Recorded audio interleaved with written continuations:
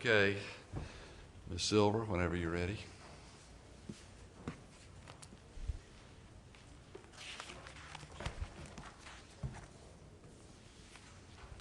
Good morning. May it please the court. The government concedes that the district court erred in calculating the guideline range in this case. That error was not harmless for two reasons. First, the sentence was procedurally unreasonable because the district court based its hypothetical variance on Mr. Martinez-Rivera's gang affiliation without making a factual finding as to what that affiliation was.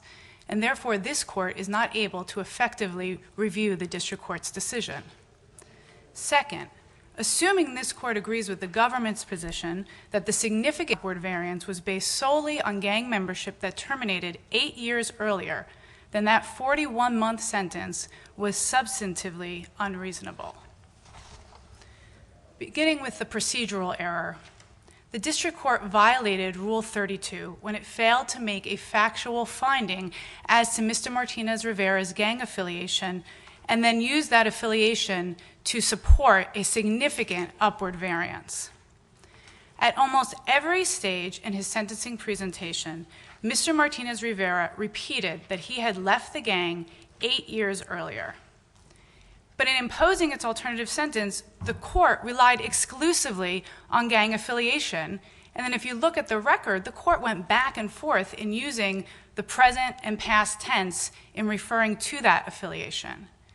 And then its reliance on the Hernandez-Villanueva case, which is a case from this court, confused matters even more because that case was expressly about present and persistent gang affiliation. And if you actually look at the language that the district court used, it said, I would impose a 41-month variance sentence for the same reasons that were relied on by the Fourth Circuit and by Judge Chazanow in Hernandez-Villanueva.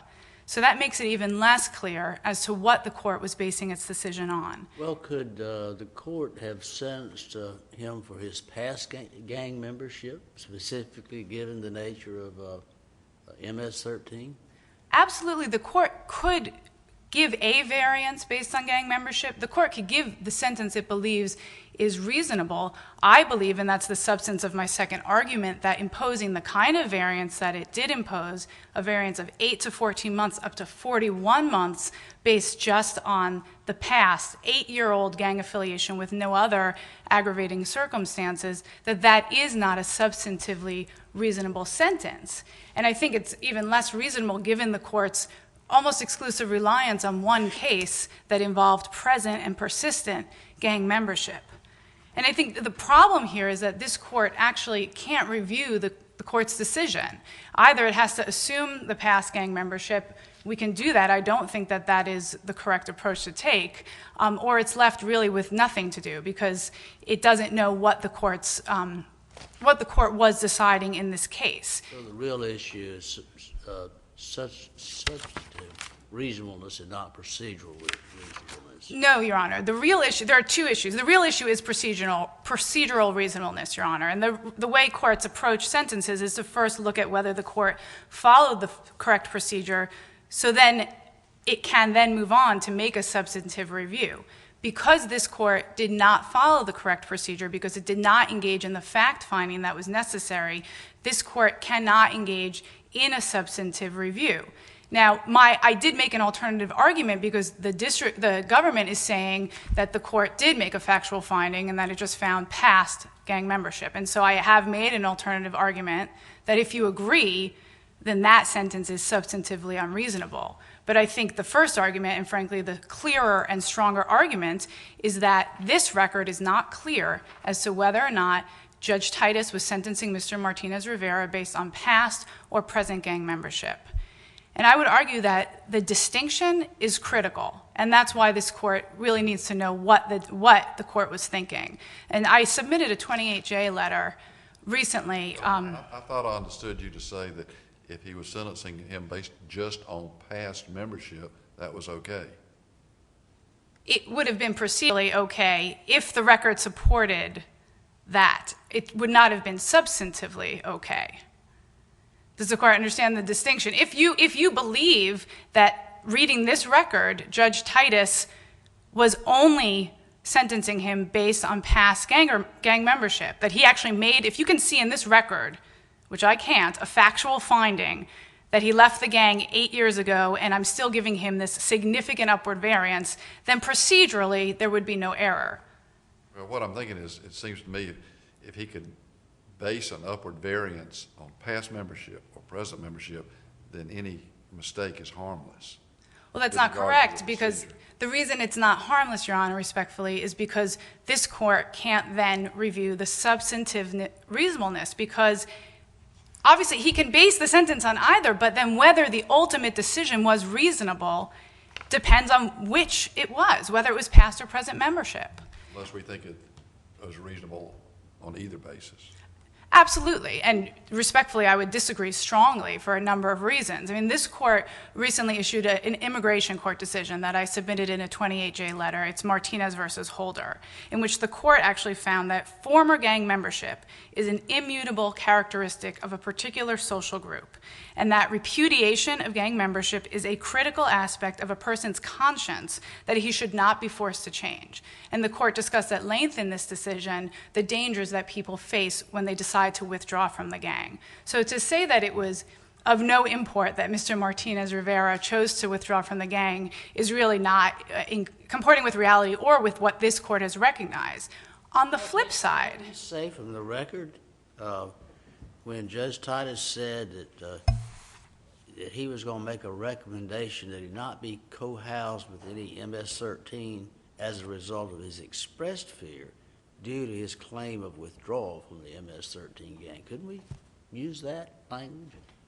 well, you then have to look at his next sentence, which is that I am not going to decide whether he withdrew or not. So what he was doing was that he was making a concession to me, and this was now, again, outside of the issue of, whether what his sentence was, but in wording the judgment, he was making a concession to me that he would put in that Mr. Martinez-Rivera claimed to withdraw. But he was expressly saying, I'm not going to tell you whether I agree with that. Oh, and did you object to that position? Absolutely, Your Honor, I did. If you actually look at the way the record is worded, the district court spent several pages, starting around 184, explaining its sentence. And then as soon as it stopped explaining its sentence and said, are there any other questions, I responded, and I was counsel below. And I specifically said the first thing out of my mouth was, I do want to make sure that the record is clear that Mr. Martinez-Rivera is not currently a member of MS-13. That was the first thing out of my mouth. And it was only after that I moved on to discussing the BOP issue, and that I wanted to make sure BOP knew he was no longer a member for housing purposes. And then I actually came back and again said, in a separate sentence, and also that for the record, the only evidence that's been presented today of gang membership dates back to 2004. So, I mean, I'm not sure what record the government thinks I was talking about, but it was the appellate record, Your Honors. And I was frankly a little bit surprised and taken aback when I heard the court's findings, because we had been consistent in our assertion of withdrawal, and the court's findings were, as I've repeated, frankly, confusing. I mean, he said is, has been. There was absolutely no evidence of present gang membership, so it was, the entire record was confusing, and that really is the point of procedural error and ensuring that the process is followed, is because this court needs to have a clear record in order to review the resulting sentence, Your Honors.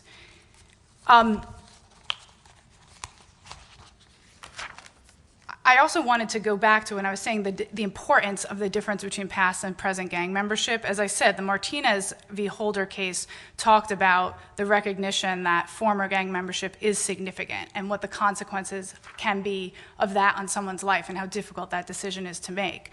And then it's actually the Hernandez v. Nueva case, which is the case that the district court relied so heavily on, that talks about how important present gang membership is. So, really, this court should want, if the district court was really concerned with Mr. Martinez-Rivera's present gang membership, it should have heard evidence on that and made findings about that. Because Hernandez-Villanueva talked about, in this court's decision reviewing Judge Chazanow's decision in that case, how it's so important that we deter MS-13 members from coming back to this country for the purpose of continuing their gang participation. So we do want to know if that's what's going on, and in that case, then maybe a significant upward variance would be reasonable.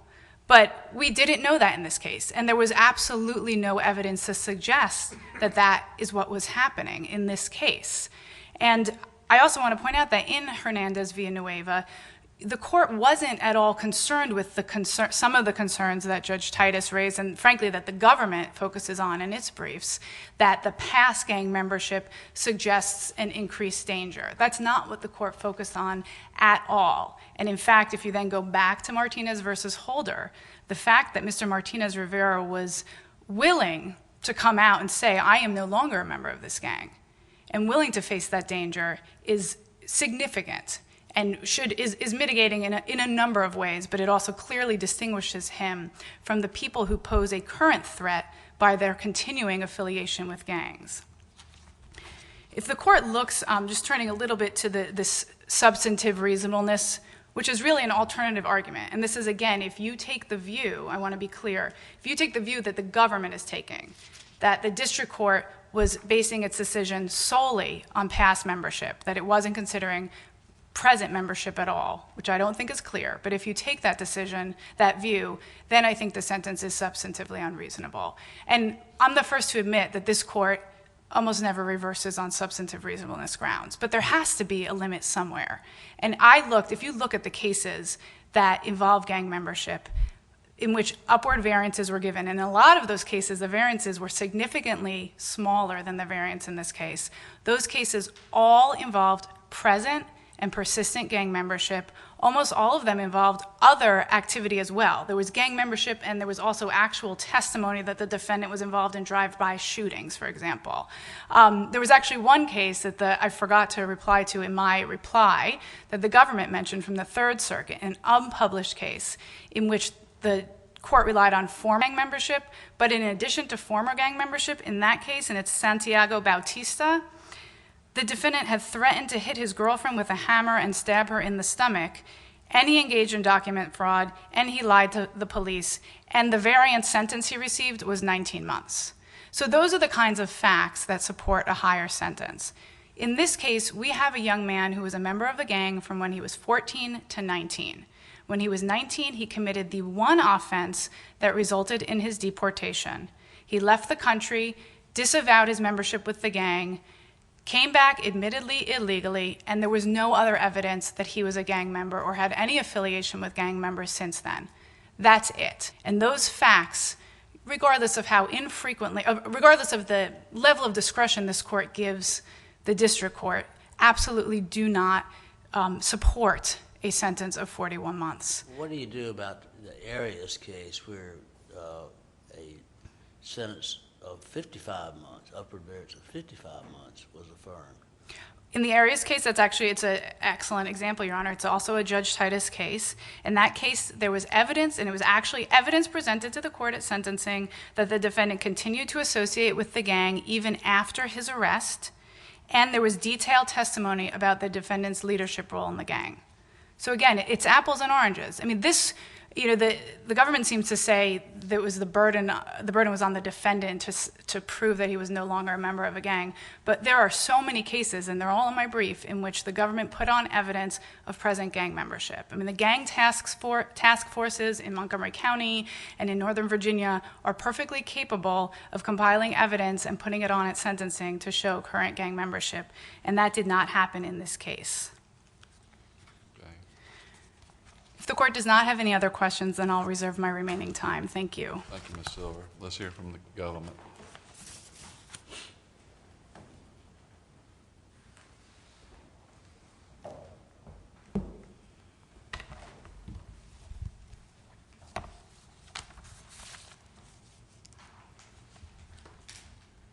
Good morning, Your Honors.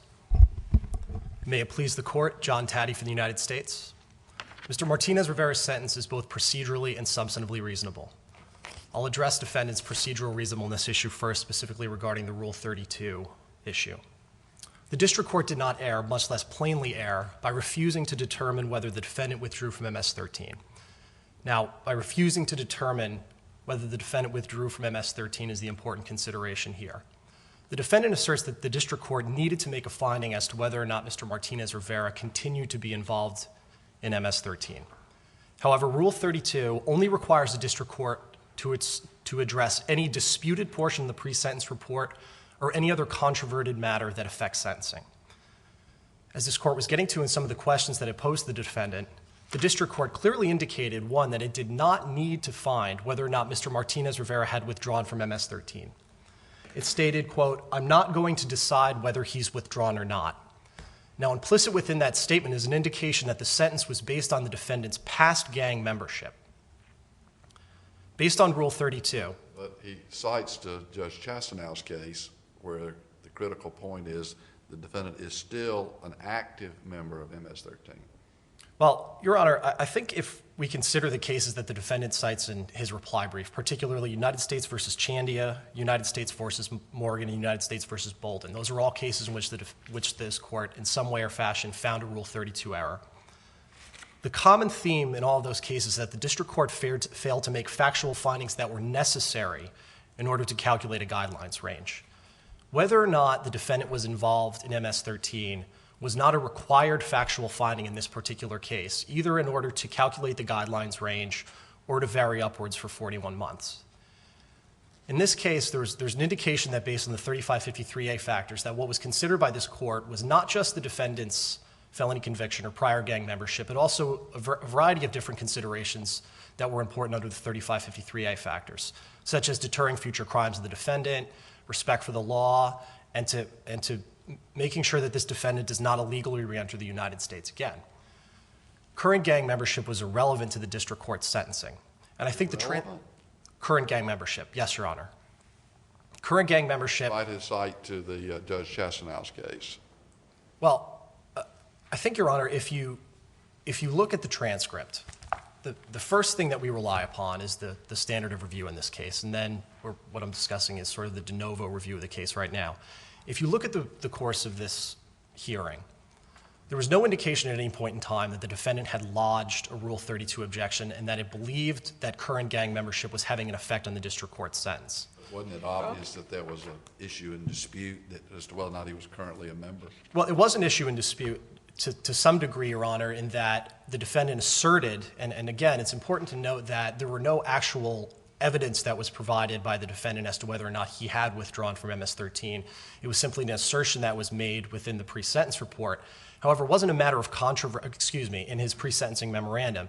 However, it wasn't a matter of controversy that came up until defense counsel was concerned about having the defendant housed with other members of MS-13. The transcript indicates on page 189 that the statement as to whether or not he had withdrawn from MS-13 was important for Bureau of Prisons purposes. That does not sufficiently. Page 184, where the court says, not to be disregarded is the fact the defendant is a member of the MS-13 gang. Yes, Your Honor. I think that under that statement, if that was the only indication that the district court had made as to how it was considering the facts of the case. Well, then it did it again on 187 at the top where it says, I would impose a 41-month variant sentence for the same reasons relied upon by the Fourth Circuit and Judge Chasnow. And that was specifically going into current gang activity. Yes, Your Honor. Well, it's our contention that in that case, MS-13 gang membership was demonstrated as being current. However, it's our reading of how the district court used that particular case is that it was indicating the MS-13 participation, the particular dangerousness of that gang. Now, well, he then says after that at line 5 on page 187, the fact is that the defendant is a member of a very dangerous street gang. I mean, these are declarative statements on the part of the trial court that are not ambiguous at all. Well, as a first point, Your Honor, under a plain error standard, which we contend applies here under the two panel decisions in United States versus Brame and United States versus Young, there was nothing in this case to indicate that this so calls into question the fairness of the judicial proceeding. However, even under a de novo standard, the court clarifies at the end, and I would agree that if those were the only statements indicated, that they were somewhat questionable, but in the quickness of a particular hearing, it's understandable why the judge may have misspoke, but the judge clarifies at the end of the proceeding twice. He says first, he can't make a finding as to whether or not Martinez-Rivera is still a member of the gang, and, quote, I'm not going to decide whether he's withdrawn or not. Does the fact that he went through 6 of the 3553A factors help you any? It does in terms of substantive reasonableness, Your Honor, and the second portion of the inquiry here is, so you have the first part, which is this Rule 32 objection. But the second part, and this court has repeatedly indicated that this is especially important, that harmless error analysis applies, excuse me, to procedural errors. And this court, and the district court explicitly indicated that to the degree that he erred in applying the guidelines, both based on the defendant's MS-13 gang participation, as well as the circumstances of the defendant coming back after being deported expressly for participation in this gang, it's a frightening concept and it would oppose an upward variance. If this court were to remand to the district court, there's a clear indication that both based on the fact that the district court indicated it's not going to decide whether he's withdrawn or not, that his current gang status was irrelevant to the ultimate 41-month sentence, as well as the statement that it would impose a 41-month sentence upon remand, that to remand in this case would be little more than an empty formality and the result of foregone conclusion, as this court wrote in United States versus Hargrove. Essentially, the 41-month sentence would be imposed again. The only thing that the district court likely would do is more explicitly state, I did not consider current gang membership, but there's every indication that the district court would impose the exact same 41-month sentence upon remand. In terms of the 35... Your position is he got the 41-month variance because of his past participation in MS-13. Not solely because of his past participation. His past participation in MS-13 was a particularly important consideration for the district court.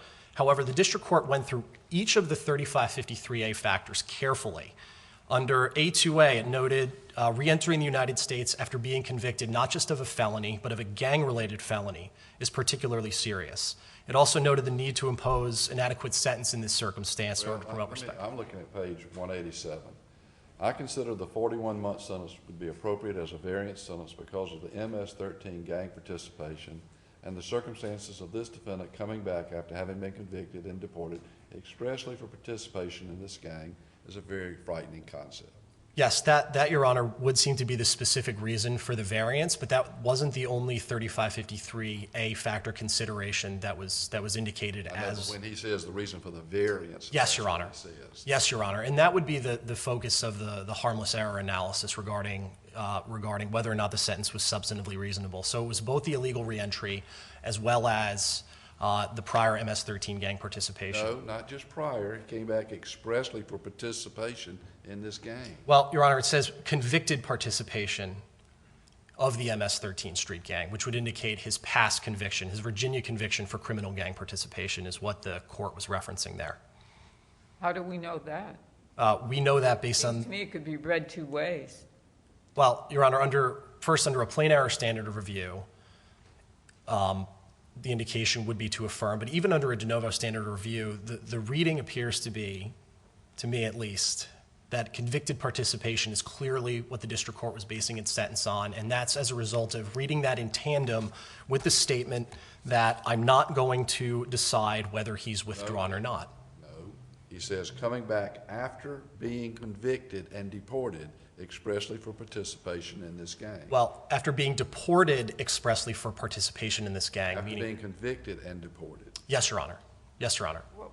But a bottom line question is, if it's this confusing, why don't we just send it back and ask the district court to be particular about what he's saying? I mean, why do we take a chance that this person might have been sentenced under a misconception or a misapplication? Well, the court could do that, Your Honor, but it's our contention that this would be a violation of the statements in Savion Matute as well as United States versus Hargrove, that if the district court explicitly notes that it would vary upwards and impose the exact same sentence upon remand, that it would do so. Explicitly. But and it did explicitly. You're saying this language is explicit. Yes, Your Honor. I would also remind the court, with respect to substantive reasonableness, that this is a defendant who seeks to present the image of having withdrawn from this gang and that he came back solely for economic reasons. However, there was no evidence that was provided by the defendant other than his own statements to indicate that he had in fact withdrawn from MS-13. You know, but when, you know, you've done a lot of cases, defendant makes representations. If the government doesn't accept that or is not willing to accept it, then they challenge it or they offer evidence to the contrary. So, well, but first, Your Honor, it has to be clear that it goes to something that's material to the district court's ultimate sentence. And this circumstance came up as a matter of controversy with respect to Bureau of Prisons purposes. And it wasn't at all clear to the district court that it had to make a specific factual finding on this in order to render a decision. There's nothing in the pre-sentence report regarding the defendant's current gang membership. It only reflects the prior Virginia conviction for criminal gang participation. It notes his statements, you know, that he's withdrawn from the gang and that he's made this claim, but it wasn't material to either the calculation of the guidelines or, as I believe that this district court indicated, to the weighing of the 3553A factors. So under Hargrove and Savion-Matute, what would happen is it would go back and there would just be a slightly clearer statement that would be made. Now in Hargrove and Savion-Matute, this court indicated that, you know, for interests of judicial economy and time for the parties and things like that this court will not remand, were to do so would be a foregone conclusion. And here it would be a foregone conclusion. Judge Titus really conducted a by-the-book sentencing in this circumstance. And the last thing I would say is that on this court's mind was clearly the underlying violence of the crime for criminal gang participation. This is a defendant who is shot multiple times, goes to a party, gets thrown out, personally goes to a car and retrieves a machete, and then falls down due to his injuries. That machete's picked up by a fellow gang member and it's used to attack one of the victims in this case. Meanwhile, the defendant's throwing glass bottles along with his fellow MS-13 gang members. When this court considered the violence and the history of violence of MS-13 in the history of this country, it clearly was weighing on the district court's mind in its decision to vary upwards. So I would say that although the court did not consider current gang membership, it was certainly within its province under a deferential abuse of discretion standard for substantive reasonableness to conclude that the upward variance to 41 months was reasonable in this circumstance, given those factors, as well as the other 3553A factors that were weighed. Your Honors, unless you have any further questions, we would urge you to, of the district court's judgment of sentence. One question to clarify. Yes, Your Honor. What the practice is in your area.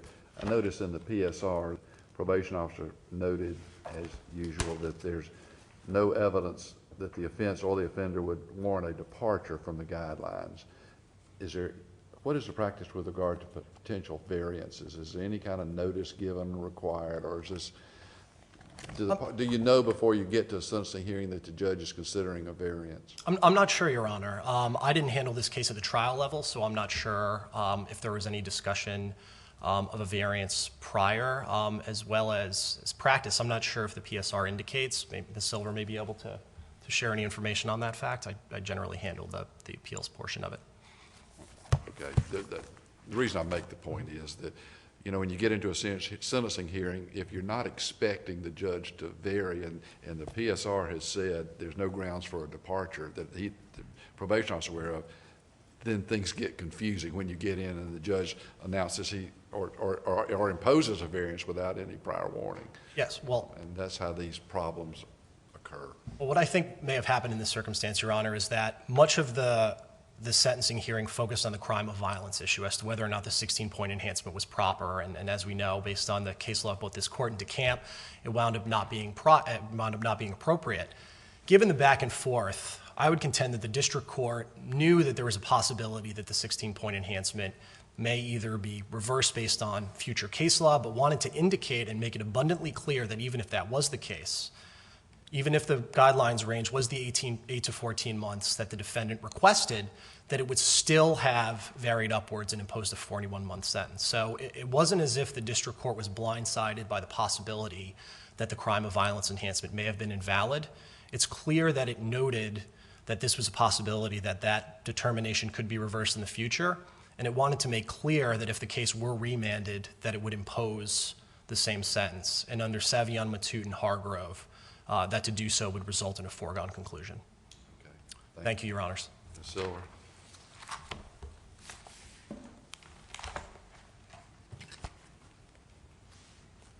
Thank you, Your Honor. I can briefly address the question that you asked the government, that actually under this court's jurisprudence, the district court's not required to give notice of a variance.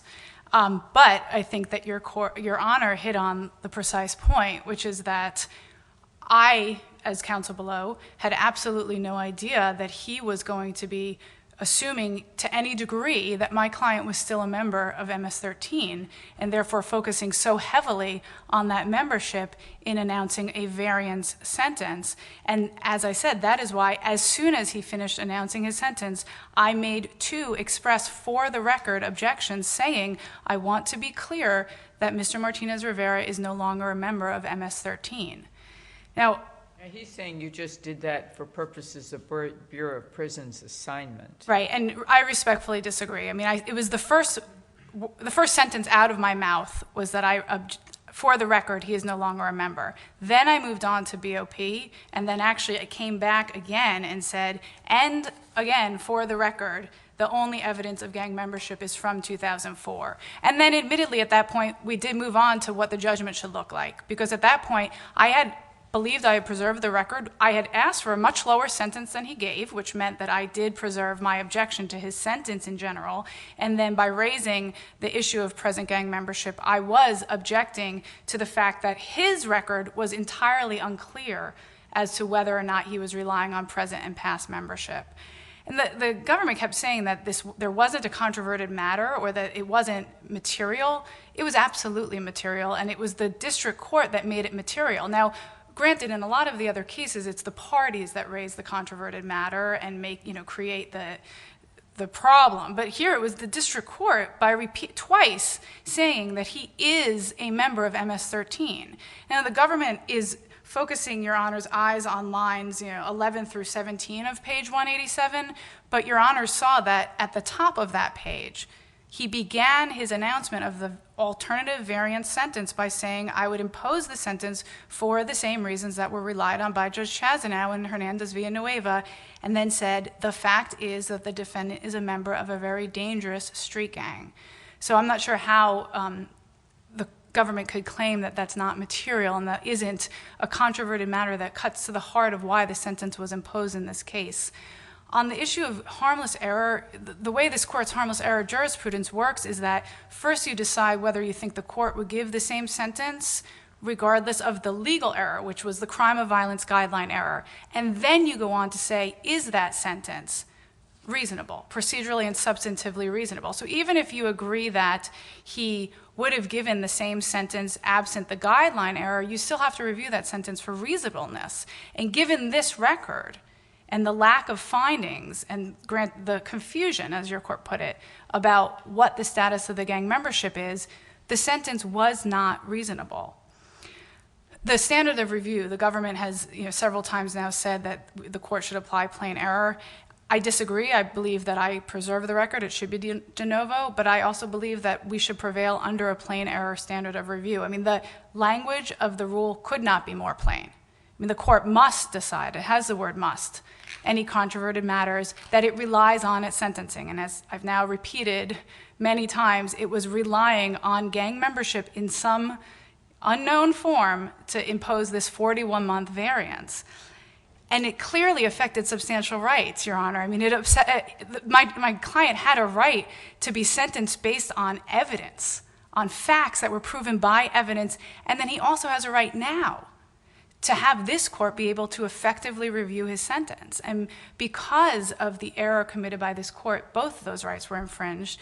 I also respectfully think that if this court was actually forced to decide the issue of gang membership, forced to hear evidence, it would have had to concede that there was no evidence of prior membership, and I seriously question whether it would have imposed a sentence of 41 months, particularly when it reread the Hernandez-Villanueva case, because that case absolutely doesn't support the sentence. Let me ask you this. If we accepted, or if we decided that the district judge made every decision in your favor, that is, he decided that he was a former member of MS-13, that he had withdrawn, that he was no longer a member, then it would be your position that the variant sentence he got as a matter of law was unreasonable. Well, that it was substantively unreasonable. Substantively Yes. unreasonable. And that As is, a matter that of is law. a whole, As a matter of law. I don't know that as a matter of law is the right phrase to tack on to it, Your Honor. I've never read that. I mean, the way this court reviews sentences is it reviews it for procedural reasonableness and substantive reasonableness. And substantive reasonableness looks at the totality of the circumstances to see if the court abused its discretion. And I would argue that given the facts of Mr. Martinez-Rivera's life compared to the facts of all of the other defendants of every case that both the government and I carefully looked for, it would not have been reasonable to impose a 41-month sentence with the guideline range of 8 to 14 months. I mean, the court knows those ranges are there for a reason. And again, I actually admitted a high-end, 14 months would have been reasonable. Maybe some upward variance would have been reasonable to reflect the fact that this had to do with gangs. But 41 months, no. It just seems to me that's the only way you can prevail, is if we give you the, we presume that everything you argued was believed and accepted by the district court. And then we look at the sentence, we have to determine in light of all the circumstances and the findings that he would have made in your favor that sentence he gave, that variant sentence he gave, was unreasonable. Respectfully, I disagree. No, because That's if you why I rule, asked, but- if you rule with me on the procedural error, then it is remanded, and he is instructed to make a finding. And I actually believe that if he makes a finding and he reviews Hernandez Villanueva, that he would not impose a 41-month sentence. But the fact is, this court isn't supposed to guess about that. I mean, we're not supposed to comb through the record and try to guess about what would happen. If the court makes an error, the case is remanded for resentencing, Your Honors, and that's the remedy that Mr. Martinez-Rivera is asking for the court. Okay. Thank you. Thank you. I'll ask the clerk to adjourn court, and then we'll come down and greet counsel. This honorable court stands adjourned until 2:30 today.